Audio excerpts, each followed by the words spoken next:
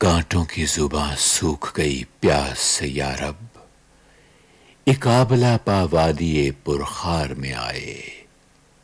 हवा में खून की है और लहू की महक भी, शहादतों की बरसात कहीं करीब ही है। अब दिल्ली के दिन और रात की शाखों पर सरगोशियों के फूल आने लगे हैं, पर खुद आलम पनाह की आंखों में कभी कभी एक आफताब सा निकलने लगा है। लो भाई, ये सब खत तमाम हुए। ये रानी लक्ष्मीबाई के लिए, ये नाना फडणवीस के लिए और ये वाजिद अली शाह के लिए। किसको भेजोगे? नमक खार को तो अपने सिवा कोई दिखाई नहीं दे रहा है जिले सुबानी। हम मुगलों पर भी क्या वक्त आन पड़ा है कि लाल किले में आज हम तुम्हारे सिवा किसी पर भी पूरा भरोसा नहीं कर सकते। पता नहीं कौन सी दीवार किसकी मुखबिर है, कौन सी मेहराब किसकी जासूस है। रात के अंधेरे में जाइयो, चारों तरफ फिरंगियों के जासूस फैले हुए हैं। उनकी तामील होगी जिले सुबानी। पहले कहाँ जाओगे? बिठूर नाना साहब के पास जिले सुबानी।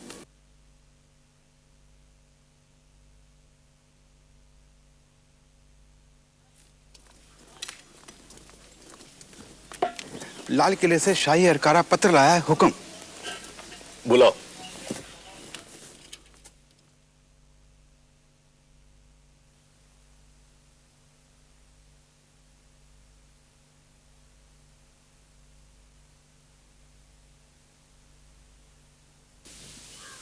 जिले सुबानी ने दुआ के साथ ये रुक्का भेजा है। क्या सिर्फ हमें भेजा है?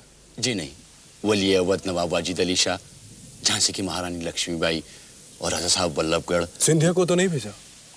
भेजना तो चाहते थे। अच्छा किया जो नहीं भेजा।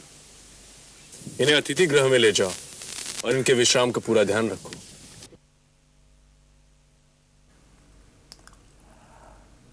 बिरादर मौजम नाना फडणवीस सल्लम हो, लंबी उम्र के लिए अबू जफर की तरफ से 1000 दुआएं कबूल करो। पर यह ख़त इस ख्याल से न पढ़ियो कि यह बादशाह जफर की तरफ से है, वल्लाह नहीं। ये ख़त एक बूढ़े सिपाही अबू जफर सिराजुद्दीन की तरफ से है, जो बहर तौर बहर कीमत अपने जन्नत निशा वतन हिंदुस्तान को आज़ाद देखना चाहता है। हम रहें या न रहें, पर हिंदुस्तान फिरंगियों के चुंगल से निकल जाए। हम बखुदा सिर्फ लाल किले की आज़ादी के तालिब नहीं, हम सिर्फ दिल्ली की गर्दन में पड़ी हुई ग़ुलामी की जंजीर काटना नहीं चाहते। हमें तो अपने वतन की आज़ादी चाहिए, वो भी मुकम्मल, भरपूर। लेकिन ये आज़ादी इत्तेहाद के बगैर नामुमकिन है। इस जंग आज़ादी को एक ऐसे रहनुमा की ज़रूरत है जिसे किसी एक शहर या एक रियासत नहीं, बल्कि पूरे हिंदुस्तान का एतमाद हासिल हो। सिराजुद्दीन मोहम्मद बहादुर शाह जफ़र शायद वो आदमी नहीं है। हमें यूँ भी अपनी शाही से ज़्यादा आज़ादी अजीज़ है। अगर हिंदुस्तान के सारे राजा महाराजा वतन की आज़ादी के लिए एक साथ अपनी तलवारें खींचने पर आमादा हों, तो हम अपने पैदा करने वाले की कसम खाकर कहते हैं कि फिरंगियों के हिंदुस्तान से निकल जाने के बाद हम हिंदुस्तान का ताज उतार कर रख देंगे और हिंदुस्तान के तमाम राजगान और नवाबीन को ये हक देंगे कि जिसे चाहे हिंदुस्तान का बादशाह चुन लें। हिंदुस्तान के हिंदुओं और मुसलमानों के दरमियान तनाव मिटाने की गरज से हमने एक फरमान के ज़रिए सारे हिंदुस्तान में गाँव कुशी को जुर्म करार दे दिया है। हमने ये फरमान इसलिए जारी नहीं किया है कि हिंदू हमसे खुश होकर हमारी बादशाहत बचाने के लिए लड़ने मरने पर तैयार हो जाएं। बादशाहत है कहाँ। हमने ऐसा इसलिए किया है कि हिंदू और मुसलमान कंधे से कंधा मिलाकर हिंदुस्तान के वाहिद दुश्मन फिरंगी से लड़ सकें। फ़कत वस्सलाम, तुम्हारा खैरअंदेश अबू जफ़र सिराजुद्दीन मोहम्मद बहादुर शाह।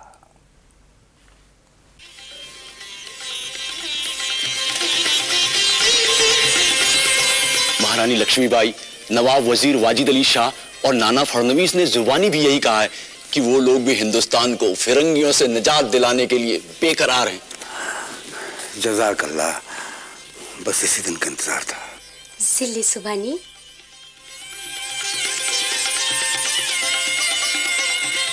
मलका आलिया इंतजार फरमा रही हैं। इंतजार, अगर शराब नहीं, इंतजार सागर खैंच। इंतजार बड़ा जालिम लफ्ज़ है संदल, और बड़ा महबूब भी। सभी किसी न किसी के इंतजार में हैं, हम भी।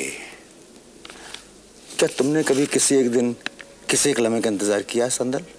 नहीं जिले सुभानी। तुम बड़े खुश नसीब हो संदल। हमारी तो उम्र गुजर गई इंतजार में। हमें तो एक ज़माने से अपना इंतजार है, लेकिन लगता है हम वहाँ हैं जहाँ से हमको भी कुछ हमारी खबर नहीं आती। आज वो लम्हा आ गया है। अहमद बेग, इन खतों को संभालियो और कल हमारे शिकार पर जाने का बंदोबस्त करियो। जी जिले सुभानी।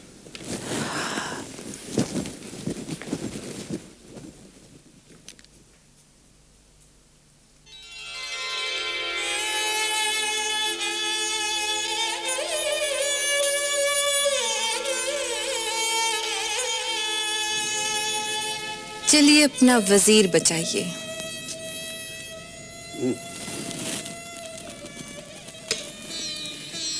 जिले सुभानी तो हमारे पास होकर भी हमारे पास नहीं होते।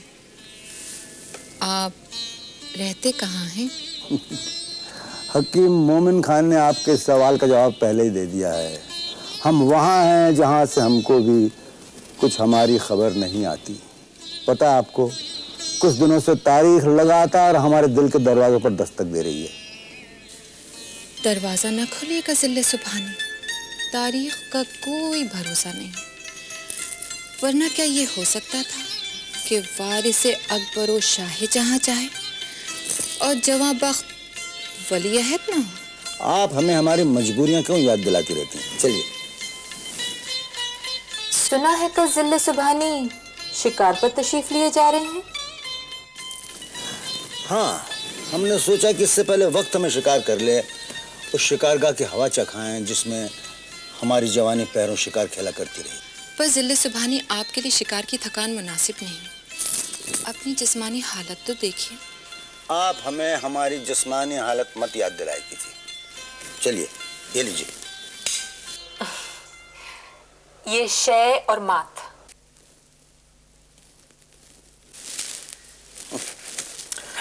हर रात की तरह आपने फिर हमें मात दे दी। पर जिले सुभानी, हम तो यही मशवरा देंगे कि इस सख्त मौसम में आप किले के बाहर तशरीफ ना ले जाएं। जीनत बेगम, जैसे जैसे उम्र बढ़ती है वैसे वैसे दिल ज्यादा लालची होता जाता है और बच्चे की तरह कभी चांद को कभी अंगारे को मुट्ठी में बंद कर लेना चाहता है। चांद हाथ आता नहीं और अंगारों से हाथ जल जाते हैं। जल जाने दीजिए बेगम, जल जाने दीजिए। छाले पड़ेंगे तो एहसास होगा कि हम जिंदा हैं, क्योंकि मुर्दों के जिस्म छाले नहीं पड़ते। महबूब बुआ, अब तो आलम पना के दिल की बात का पता भी नहीं चलता। अब शिकार को ही ले लो। बंदी वारी जाए, मैं आसमान में ठगी लगा सकती हूँ। दिल्ली के सारे गली कुची मुझे मालूम है, रास्ते याद हैं, लेकिन जिले सुभानी के दिल में इतने मोड़ हैं कि इस कनीज को भी रास्ता नहीं मिल रहा है। मगर वो शिकार पर गए ही क्यों?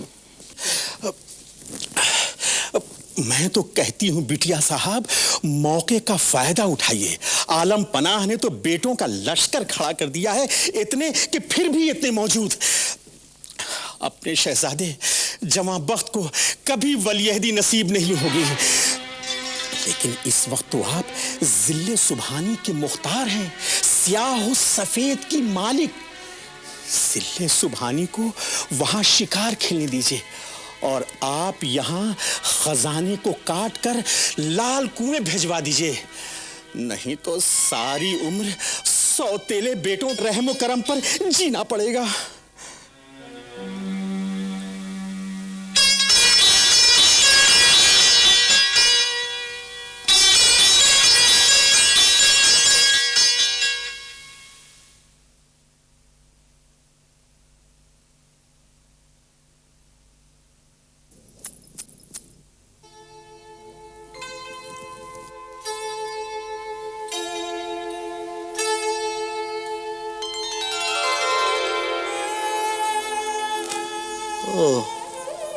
परी जमाल, कनीज को पहचानने में इतनी देर कर दी साहिब आलम? मगर पहचान तो लिया। मिर्जा फकरू तो तुम्हें पहचान ही नहीं पाए।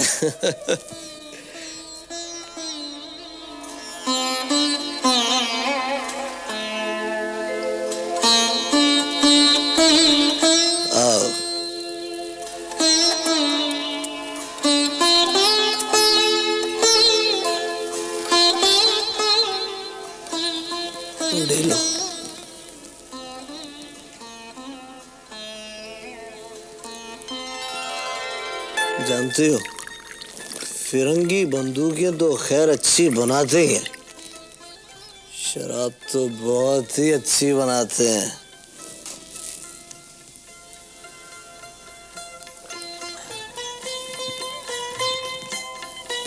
कुछ पता चला ये जिले सुभानी जमुना पार क्यों गए? शिकार खेलने। कमान खींचती नहीं, बंदूक उठती नहीं, शिकार क्या खेलेंगे? जीनत महल तो जानती होंगी। उन्हें जिले सुभानी को ज़ईफ़ी का ताना देने से फुर्सत मिले तब न जानेंगी कुछ और, पर वो उन्हें रोकना जरूर चाह रही थी। जिले सुभानी उनके रोकने के बावजूद चले गए? हैरत है। जिले सुभानी, इस रास्ते से शिकारगाह पहुंचते हुए तो हमें शाम हो जाएगी। हमें जल्दी भी क्या है यार, हम तफरी के लिए आए हैं। चल मौला बख्श। गुस्ताखी की माफ़ी चाहता हूँ जिले सुभानी, पर यह इलाका पिंडारों का है। हम इस मुल्क के बादशाह हैं, पिंडारे हमारे क्या कर लेंगे?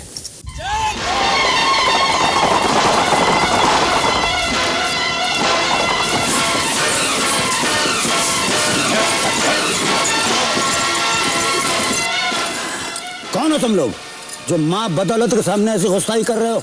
हम कोई भी हो, हम आपको लेने आए हैं। अगर आप में से किसी ने हिलने की कोशिश की तो आपके बादशाह की जान की खैर नहीं। आपके बादशाह हमारी हिरासत में है और हम इन्हें लेने आए हैं। अगर इन्हें छुड़ाना चाहते हो तो 1 लाख अशरफियां यहां छोड़ देना। 7 दिन की मोहलत देता हूं और बस।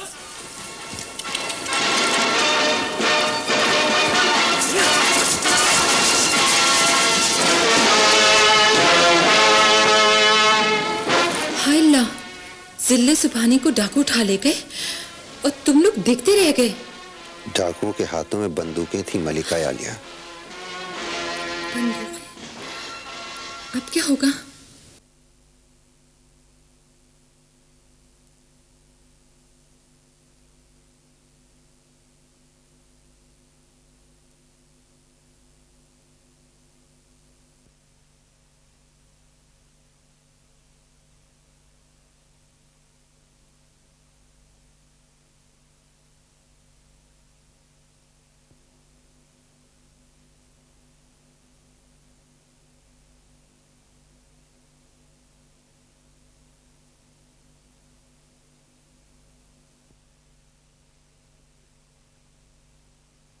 बैठो। बैठने की इजाजत दी है मलिका आलिया ने। शुक्रिया। Thank you your majesty. जिले सुभानी का कुछ पता चला? मलिका आलिया जानना चाहती हैं, जिले सुभानी का कुछ पता चला? नहीं, अभी तक पता नहीं चला योर मैजेस्टी, लेकिन जल्दी पता लग जाएगा। कुछ फिक्र नहीं। ऐसा डाकू इस इलाके में नहीं, ये जरूर कोई नया गिरोह, इसलिए मुनासिब यही होगा कि इनको 1 लाख अशरफी दे दिया जाए। लेकिन इतनी बड़ी रकम कंपनी के पास नहीं, कंपनी सिर्फ 20,000 अशरफी दे सकता। और बाकी 80,000 अशरफियां कहां से आएंगी?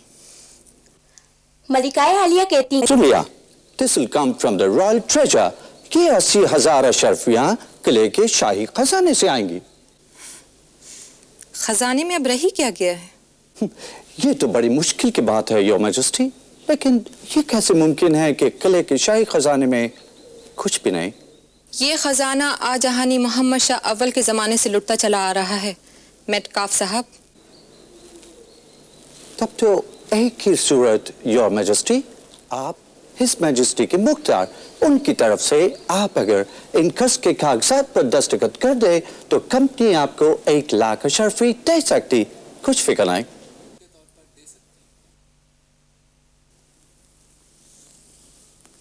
जिले सुबहानी इस बात को पसंद नहीं फरमाएंगे। तब तो कंपनी कुछ नहीं कर सकती, your majesty. I am sorry. God save the king.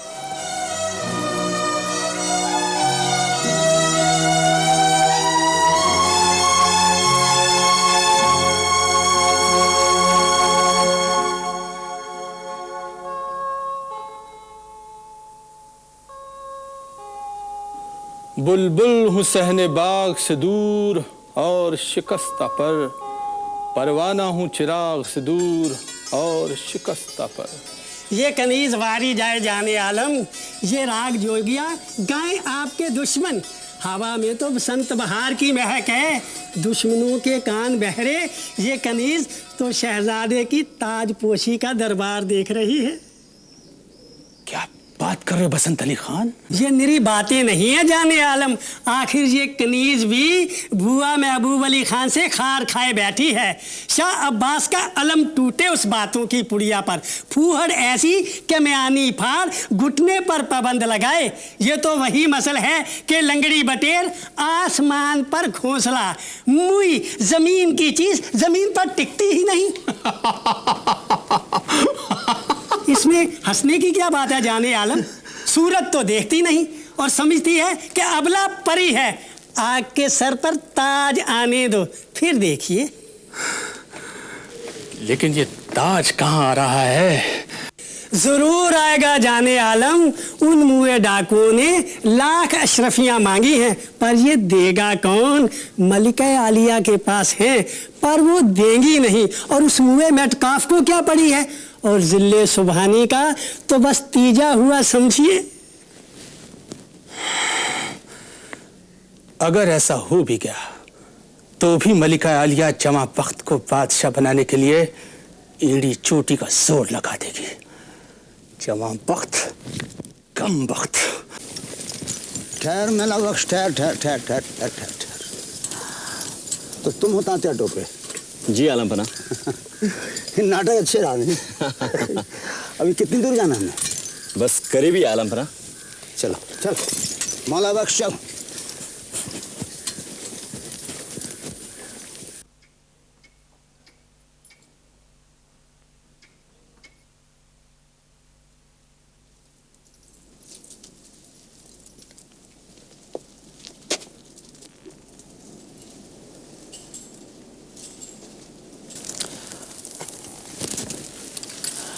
हाँ जिले सुबहानी, आप थोड़ी देर आराम फरमाएंगे? हाँ, मगर अभी नहीं। फिरंगियों को हिंदुस्तान से निकालने के बाद तुम लोग ये ना समझ लीजिए कि हम दिल्ली के बादशाह की हैसियत से आए हैं। बखुदा नहीं, हम एक बूढ़े सिपाही हैं और दरख्वास्त लेकर आए हैं कि तुम लोग हमें भी अपने साथ जंग आज़ादी वतन में शरीक होने की इजाज़त दो। ये आपने क्या कह दिया दिल्ली नरेश? हम लोग तो यहाँ इसलिए इकट्ठा हुए हैं कि आपसे, आपके नीले ध्वज के नीचे स्वतंत्रता संग्राम शुरू करने की आज्ञा लें। और आप ही ने तो हमें यह अधिकार प्रदान किया था कि हम जिसे चाहें उसे अपना भारत नरेश चुन लें। हाँ, हमने ऐसा लिखा तो था। तो हम सब ने आपको अपना भारत नरेश चुन लिया। हाँ, आप ही हमारे नरेश होंगे। अभी इसी को अपना राज तिलक समझिए। क्या तुम लोग सब समझते हो कि हमारी गर्दन इतनी मजबूत है कि इस तिलक का बोझ उठा सके? जो हमें ये मालूम ना होता तो हम यहाँ आते ही क्यों हजरत? और वो भी रासलीला छोड़कर। आज रक्षाबंधन है। आज के दिन एक दूसरे पर तलवार खींचकर आप अपनी बहन का अपमान नहीं कर सकते। इन्हीं आपसी झगड़ों ने हमें यहाँ तक पहुंचाया है। आज आपकी बहन के केश खुल गए हैं और अब ये सिर्फ फिरंगियों के खून से भी करीब बनेंगे। मुझे फिरंगियों का लहू चाहिए भाई जी लोगों, फिरंगियों का लहू। मिलेगा ना? बोलो, मिलेगा ना? मैं क्षमा चाहता हूं अवध नरेश। यहाँ सिर्फ एक ही नरेश है और वो है भारत नरेश।